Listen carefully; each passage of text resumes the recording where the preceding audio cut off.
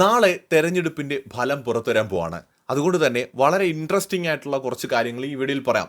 കുറേ പേർക്ക് സന്തോഷവും കുറച്ചു പേർക്ക് നിരാശയും ഉണ്ടാക്കുന്ന കാര്യങ്ങളാണ്. പക്ഷേ കൃത്യമായും ഉള്ള ഫാക്റ്റുകളുടെ അടിസ്ഥാനത്തിൽ പറയാൻ പോകുന്ന കാര്യങ്ങളുമാണ്. നമുക്ക് 2011 അവസാനമായി സെൻസസ് നടന്നത്. 10 വർഷത്തിലൊരിക്കൽ നടക്കേണ്ട സെൻസസ് 2021 നടക്കേണ്ടതായിരുന്നു. പക്ഷെ കോവിഡ് കാരണമുണ്ടായ വളരെ ഗുരുതരമായ ഒരു സാഹചര്യത്തിൽ നമുക്ക് സെൻസസ് നടത്താൻ സാധിക്കാതെ പോവുകയും 2024 തെരഞ്ഞെടുപ്പിന് ശേഷം നടത്തിയാൽ മതി എന്ന തീരുമാനത്തിൽ എത്തുകയുമാണ് ഉണ്ടായത്. 2024 തെരഞ്ഞെടുപ്പ് പൂർത്തിയായിരിക്കുന്നു. നാളെ ഫലം വരാൻ പോവാണ്. ഇനിയിപ്പോൾ ഇതിന് ശേഷം സെൻസസിന്റെ നടപടിക്രമങ്ങൾ വൈകാതെ ആരംഭിക്കും.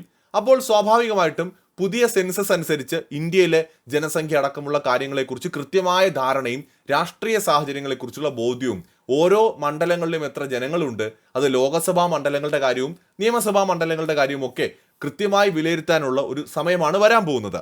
തുടർന്ന് പറയുന്നതിന് മുമ്പ് ഞാൻ ഒരു ചെറിയ കാര്യം കൂടി ഒന്ന് സൂചിപ്പിക്കാം. നമ്മുടെ രാജ്യത്തൊരു പുതിയ പാർലമെന്റ് മന്ദിരം ഉണ്ടാക്കിയിട്ടുണ്ട് അല്ലേ? ഈ പാർലമെന്റ് മന്ദിരത്തിനകത്ത് കൗതുകമുള്ള ഒരു കാഴ്ച നമ്മൾ കണ്ടത്, അവിടെ ലോകസഭയിൽ 888 സീറ്റുകളാണ് ഇരിക്കുന്നത് അല്ലേ? 888 സീറ്റുകൾ ലോകസഭയിലുണ്ട്. അതേ സമയത്ത് തന്നെ രാജ്യസഭയിൽ 384 സീറ്റുകളാണ് കിടക്കുന്നത്. ആകെ മൊത്തം ഏകദേശം 1272 സീറ്റുകൾ ടോട്ടലായിട്ട് അവിടെയുണ്ട്. ഇനി നിലവിൽ എത്രയാണ് നമുക്ക് ലോകസഭാ സീറ്റുകൾ ഉണ്ടായിരുന്നത്? 543. അതായത് 543 ലോകസഭാ മണ്ഡലങ്ങളാണ് നമ്മുടെ രാജ്യത്തുള്ളത്. അപ്പോൾ 543 സീറ്റുകളിലേക്കാണ് ഇപ്പോൾ തെരഞ്ഞെടുപ്പ് നടന്നുകൊണ്ടിരിക്കുന്നത്.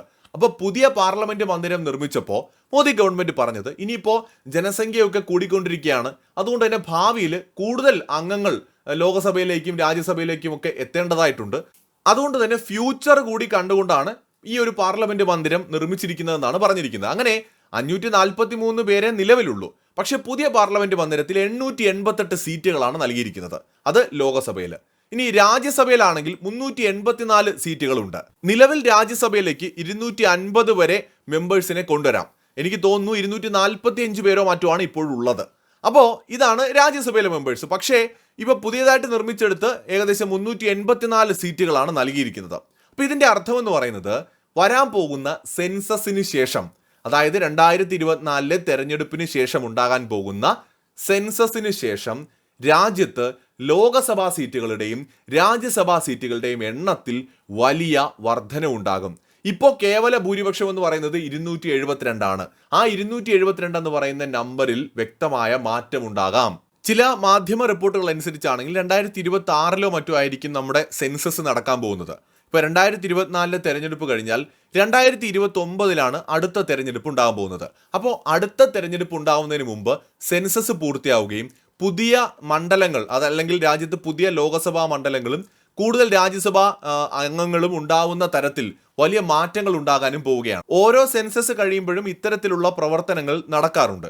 ഭരണഘടനയുടെ 82 അതുപോലെ 170 അനുച്ഛേദം അനുസരിച്ച് ഓരോ സെൻസസ് കഴിയുമ്പോഴും ലോകസഭയിലെയും സംസ്ഥാന നിയമസഭകളുടെയും സീറ്റുകളുടെ എണ്ണവും അതുപോലെ തന്നെ മണ്ഡലങ്ങളുമൊക്കെ വിഭജിക്കുന്നതും പുനഃക്രമീകരിക്കുന്നതുമൊക്കെ വ്യവസ്ഥ ചെയ്യുന്നുണ്ട്. അപ്പൊ ഇതനുസരിച്ച് ഈ നടക്കാൻ പോകുന്ന സെൻസസ് കഴിയുന്നതോടെ ഈ പുനഃക്രമീകരണം നടക്കുകയും രാജ്യത്ത് കൂടുതൽ ലോകസഭാ സീറ്റുകളും നിയമസഭാ സീറ്റുകൾ സംസ്ഥാനങ്ങളിലുമൊക്കെ വരാൻ പോവുകയും ചെയ്യുകയാണ്. അപ്പോൾ ഇത് BJP എന്ന് പറയുന്ന രാഷ്ട്രീയ പാർട്ടി അധികാരത്തിലിരിക്കുമ്പോഴാണ് നടക്കുന്നതെങ്കിൽ ഈ പുനഃക്രമീകരണത്തിൽ തീർച്ചയായും രാഷ്ട്രീയമായ സാധ്യതകൾ കൂടി അവർ നോക്കാതിരിക്കുമെന്ന് നിങ്ങൾ കരുതുന്നുണ്ടോ? കാലാകാലങ്ങളിൽ ഭരിക്കുന്ന രാഷ്ട്രീയ പാർട്ടികൾ അവരവരുടെ താല്പര്യങ്ങൾക്കനുസരിച്ചായിരിക്കും ഇത്തരത്തിലുള്ള പുനർക്രമീകരണങ്ങൾ ചെയ്തിട്ടുണ്ടാവുക. അപ്പോൾ ഉത്തരേന്ത്യയിലടക്കം BJPക്ക് ശക്തമായ സ്വാധീനമുള്ള മേഖലകളിൽ സ്വാഭാവികമായും ഇത്തരത്തിലുള്ള പുനഃക്രമീകരണം നടക്കുമ്പോൾ കാര്യങ്ങൾ അവർക്ക് അനുകൂലമായി വരാനുള്ള സാധ്യതകൾ നിൽക്കുന്നുണ്ട്. അങ്ങനെയെങ്കിൽ അടുത്ത് ഇനിയുള്ള തെരഞ്ഞെടുപ്പുകൾ നടക്കുമ്പോൾ BJP ചോദ്യം ചെയ്യപ്പെടാനാകാത്ത ശക്തിയായി മാറും. ഇപ്പം നിലവിൽ മോദി സർക്കാരിന് അവരുടെ ഒരു ഇലക്ഷൻ എഞ്ചിനീയറിംഗിന്റെ മികവ് കൊണ്ട് ഒരുപാട് സീറ്റുകൾ വിജയിക്കാൻ സാധിക്കുന്നുണ്ട്. അതായത് പല സ്ഥലങ്ങളിലും അവർക്ക് വോട്ടിംഗ് ശതമാനം കുറവായിട്ടും അവർക്ക് സീറ്റുകൾ വിജയിക്കാൻ സാധിക്കുന്നത് അവരുടെ ഒരു ഇലക്ഷൻ എഞ്ചിനീയറിംഗിന്റെ, ഒരു സോഷ്യൽ എഞ്ചിനീയറിംഗിന്റെ ഒക്കെ മിടുക്കൊണ്ടാണ്. അതിനിപ്പോൾ ഈ നമ്മുടെ സെൻസസ് കഴിഞ്ഞിട്ടുള്ള പുനഃക്രമീകരണങ്ങൾ പൂർത്തിയാവുമ്പോൾ അവർക്ക് ഫേവറബിൾ ആയിട്ടല്ലേ കാര്യങ്ങൾ എന്തായാലും വരുള്ളൂ. അങ്ങനെയാണെന്നുണ്ടെങ്കിൽ വരാൻ പോകുന്ന തെരഞ്ഞെടുപ്പുകൾ, അത് 2029 ആയിക്കോട്ടെ അതിനുശേഷമുള്ള തെരഞ്ഞെടുപ്പുകളായിക്കോട്ടെ, BJPയുടെ വിജയം അല്ലെങ്കിൽ തുടർ ഭരണം സുനിശ്ചിതമാക്കുന്ന തരത്തിൽ തന്നെയായിരിക്കും സംഭവിക്കാൻ പോകുന്നത്. അത് ഒരു ഊഹം മാത്രമാണ്, പക്ഷെ സാധ്യതകൾ വളരെ കൂടുതലാണ്. കാരണം നമുക്ക് ഊഹിക്കാം, ഏതൊരു പാർട്ടി ഭരിക്കുമ്പോഴും ഒരിക്കലും പ്രതിപക്ഷത്തിന് ഫേവറബിളായിട്ട് അവർ ചെയ്യാൻ പോകുന്നില്ലല്ലോ. അവർക്ക് അനുകൂലമായിട്ടല്ലേ കാര്യങ്ങൾ ചെയ്യുള്ളൂ. അങ്ങനെയാണെങ്കിൽ BJP ഇനി അങ്ങോട്ടുള്ള കാലം മുഴുവൻ ഇന്ത്യ ഭരിച്ചാലും അത്ഭുതപ്പെടാനില്ല. കാരണം അവർക്ക് കൃത്യമായൊരു പോളിസി ഉണ്ട്. അതോടൊപ്പം തന്നെ RSSന്റെ മേൽനോട്ടമുണ്ട്. എവിടെയെങ്കിലും വഴിതെറ്റി പോകുന്നു എന്ന് കണ്ടാൽ, ഭരണാധികാരികൾ വഴിതെറ്റി പോകുന്നു എന്ന് കണ്ടാൽ അവിടെയൊക്കെ ഇടപെടാനായിട്ട് RSS ഉണ്ട്. അത് വളരെ പവർഫുള്ളാണ്. അപ്പോൾ അതുകൊണ്ട് തന്നെ BJPക്ക് കൃത്യമായ ദേശീയ താല്പര്യങ്ങൾ ഉള്ളതുകൊണ്ടും ഇന്ത്യയെ ലോകത്തെ ഒരു പവർഫുൾ രാജ്യമാക്കി മാറ്റണമെന്നുള്ള ഒരു ലക്ഷ്യബോധമുള്ളതുകൊണ്ടും തുടർന്നുള്ള വർഷങ്ങളിൽ അവർക്ക് ഭരണ തുടർച്ച ഉണ്ടാവാനുള്ള സാധ്യത വളരെ കൂടുതലാണ്. 2024 തെരഞ്ഞെടുപ്പിൽ BJP ജയിച്ചാൽ ഇനി അങ്ങോട്ട് കുറേ കാലത്തേക്ക് ഒരുപക്ഷെ ജനങ്ങൾക്ക് അങ്ങനെ മടുക്കാൻ അല്ലെങ്കിൽ അത്രയും വെറുക്കാൻ മാത്രം എന്തെങ്കിലുമൊക്കെ സംഭവിക്കുന്നത് വരെയും BJP തന്നെ ആയിരിക്കും ഭരിക്കുക എന്ന് കരുതേണ്ടി വരും. ഇപ്പോൾ കമ്മ്യൂണിസ്റ്റ് പാർട്ടി ബലപ്രയോഗത്തിലൂടെയാണ് ചൈനയിൽ അധികാരം പിടിച്ചെടുത്തത്, അടിച്ചമർത്തലുകളിലൂടെയാണ് നിലനിന്നത്. പക്ഷെ ഇന്ന് ഒരുപാട് ജനങ്ങൾ അത് അക്സെപ്റ്റ് ചെയ്യുന്നുണ്ട്. കാരണം ആ രാജ്യം വളർന്നു, വളരെ പവർഫുള്ളാണ്. ഗവൺമെന്റിനെ ചോദ്യം ചെയ്യാൻ കഴിയില്ല എന്നുള്ളത് മാറ്റി നിർത്തിയാൽ സുഖലോലുപരായിട്ട് അവർക്ക് അവിടെ ജീവിക്കാം. അതുകൊണ്ട് തന്നെ അവർ ആ യാഥാർത്ഥ്യത്തോട് പൊരുത്തപ്പെട്ടു. എന്നാൽ ഇന്ത്യ ഒരു ജനാധിപത്യ രാജ്യമായതുകൊണ്ട് ഇവിടെ അത്തരം പിടിച്ചെടുക്കലുകൾ സാധ്യമല്ല.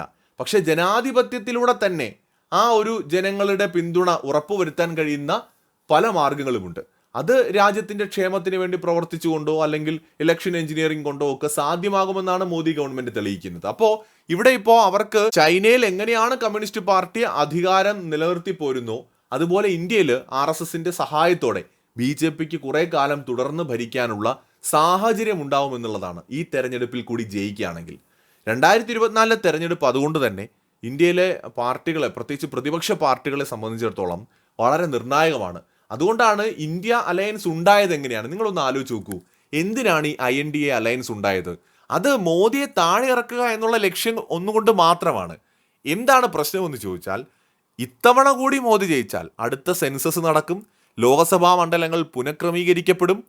അപ്പോൾ കാര്യങ്ങൾ എന്നേക്കും BJPക്ക് അനുകൂലമായിട്ട് മാറുമെന്ന് പലരും ഭയപ്പെടുന്നുണ്ട്. അതുകൊണ്ടാണ് ഈ രാഷ്ട്രീയമായിട്ടുള്ള വെറുപ്പുകളും അഭിപ്രായ ഭിന്നതകളും അല്ലെങ്കിൽ വളരെ കാലങ്ങളായിട്ടുള്ള പകയും ഒക്കെ മാറ്റിവെച്ച് ഒരിക്കലും ഒരു ടേബിളിൻ്റെ മുന്നിൽ മുഖാമുഖം ഇരിക്കില്ല എന്ന് ശപഥമെടുത്തവർ പോലും അതൊക്കെ മറന്ന് പ്രാദേശിക പാർട്ടി നേതാക്കൾ കോൺഗ്രസിനൊപ്പം ചേർന്നുകൊണ്ട് ഈ ഒരു പുതിയ അലയൻസ് ക്രിയേറ്റ് ചെയ്ത് BJPയെ നേരിടാനൊരു അവസാന ശ്രമമാണ് നടത്തി നോക്കിയത്. അപ്പോൾ ഇത്തവണ അവർക്ക് വിജയിക്കാൻ സാധിച്ചില്ല എങ്കിൽ അവർക്ക് നന്നായിട്ടറിയാം എന്തായാലും അവരുടെ കാലത്ത് ഇനിയിപ്പോൾ അധികാരത്തിലേക്ക് തിരിച്ചു വരാൻ പറ്റില്ല. അത് ഇന്ത്യയിലെ ഒരു രാഷ്ട്രീയ സാഹചര്യം കൂടിയാണ്. അതായത് മോദിയെയും BJP ഗവൺമെൻറ്റിനെയും അതിയായി ആഗ്രഹിക്കുന്ന ഒരു വലിയ വിഭാഗം ജനതയുണ്ട്. ആ ജനങ്ങൾക്ക് പുറമേ ഇവരുടേതായ ക്ഷേമ പ്രവർത്തനങ്ങൾ കൊണ്ടാകാം, ഡെവലപ്മെൻറ്റ്സ് കൊണ്ടാകാം, അല്ലെങ്കിൽ മോദി മാജിക്കോ എന്തു വേണേലും വിളിക്കാം, അവരുടെ ബുദ്ധിപരമായ നീക്കങ്ങളൊക്കെ കൊണ്ട് ഓരോ ദിവസം കഴിയുന്തോറും BJPയോട് ആകൃഷ്ടരാകുന്ന ആളുകളുടെ എണ്ണം വർദ്ധിപ്പിച്ചുകൊണ്ടിരിക്കുകയാണ്. ഇപ്പോൾ ഒരു ഗവൺമെൻറ് രാജ്യത്തെ ദിശാബോധത്തോടെ ഒരു സക്സസ് ആയിട്ട് നയിച്ചുകൊണ്ടിരിക്കുന്ന സമയത്ത് ജനങ്ങൾ എന്തിനാ അവർക്കെതിരെ തിരിയണം? സ്വാഭാവികമായിട്ടും അതിൻ്റെ ആവശ്യം വരുന്നില്ല. ഇപ്പോൾ മോദിയുടെ നേതൃത്വത്തിലുള്ള ഇന്ത്യ ശക്തമായി വളർന്നുകൊണ്ടിരിക്കുമ്പോൾ അവർക്കെതിരെ തിരിയേണ്ട ഒരു സാഹചര്യം ഇന്ന് ഇന്ത്യയിലില്ല. മോദിക്ക് ശേഷവും ഇതേ ദീർഘവീക്ഷണത്തോടു കൂടിയുള്ള ഒരു ലീഡറിനെ തന്നെ തലപ്പത്തേക്ക് കൊണ്ടുവരാൻ സാധിക്കുന്ന ഒരു പാർട്ടിയാണ് BJP. കാരണം നേരത്തെ പറഞ്ഞ RSS ഫാക്ടർ അവിടെ വർക്ക് ചെയ്യുന്നുണ്ട്. ആ സ്ഥിതിക്ക് അടുത്ത കാലത്തൊന്നും അവരെ താഴെ ഇറക്കാനേ പറ്റില്ല. അവർ തുടർഭരണമായി മുന്നോട്ട് പോവുക തന്നെ ചെയ്യും. ഇന്ത്യയിൽ ഇനി എന്തൊക്കെ മാറ്റങ്ങൾ വരാൻ പോകുന്നു എന്നുള്ളതാണ് നമുക്ക് അറിയേണ്ടത്. അവരുടെ ഭൂരിപക്ഷത്തിനനുസരിച്ച് ഭരണഘടനയിലടക്കം വലിയ മാറ്റങ്ങൾ ഒരുപക്ഷെ വന്നാലും അത്ഭുതപ്പെടാനില്ല. മറ്റൊരു വീഡിയോയുമായി വീണ്ടും കാണാം.